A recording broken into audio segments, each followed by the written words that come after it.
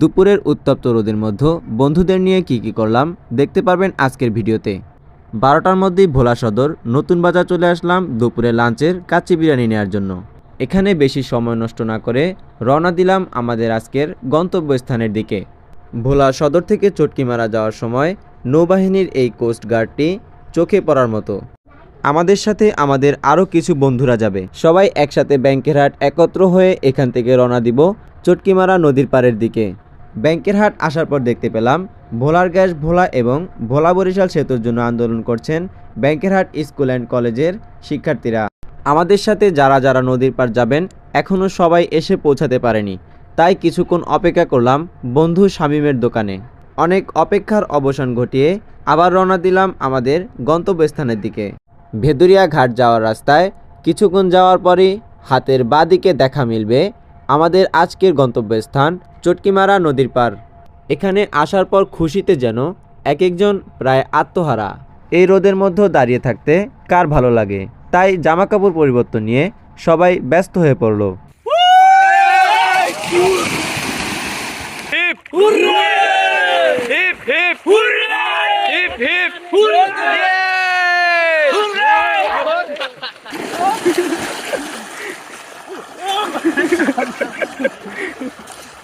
দীর্ঘদিন পর সবাই একসাথে হলে ইচ্ছে করে আবার সেই শৈশবকালে একবারের জন্য হলেও ফিরে যেতে।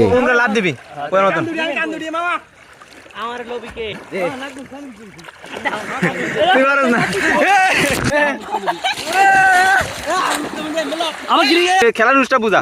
তিনজন উঠবো, 6 জন থাকবো। মানে এর ভিতরে জায়গা 3 জন উঠবো, 6 জন থাকবো। তিনজনে এক কালার হলে হেই 3 জন উঠবো, আর যে 4 জনে এক কালার হবে হেই 4 জন এই যা থাকবো। আচ্ছা আচ্ছা, কে গেছে? 3 জন উঠতে মানে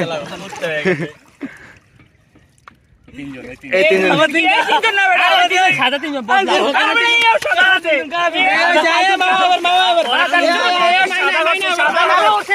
না কালার আমরা যাব উঠবো 2 জন। হ্যাঁ 2 জনই তো।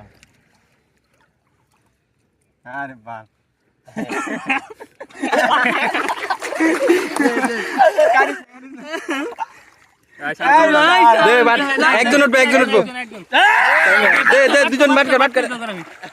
মনে পড়ে যায় সেই ছোটবেলায় বন্ধুদের সাথে বাসা থেকে পালিয়ে যেয়ে ঘন্টার পর ঘন্টা নদীতে গোসল করার কথা।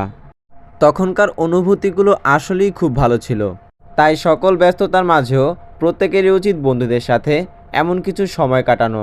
কয়েক ঘন্টা নদীর পানিতে দুষ্টামি ফাজলামি করার পর ক্লান্ত হয়ে পড়লাম প্রত্যেকেই। তাই নদী থেকে উঠে ফ্রেশ হয়ে রওনা দিলাম ছায়া খোঁজার উদ্দেশ্যে। কারণ দুপুরের উত্তপ্ত রোদে নদীর পাড় বসে খাওয়া দাওয়া করা সম্ভব ছিল না। রাস্তার পাশে ঘাসের উপর এবং গাছের ছায়াতলে বসে দুপুরের লাঞ্চ করার অনুভূতিটা ছিল অসাধারণ। গোসলের অনুভূতি কি? সেই অনুভূতি মামা জীবনে লাগে, এনজয় করলাম। সেই 200 টাকা গোসল। এই দে পানি দে।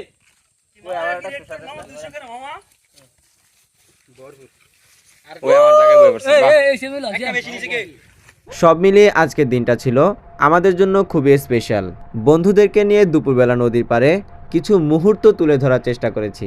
ভিডিওটি ভালো লাগলে শেয়ার করে সবার মাঝে ছড়িয়ে দিন এবং ফলো দিয়ে পেজটির পাশেই থাকুন। আল্লাহ হাফেজ।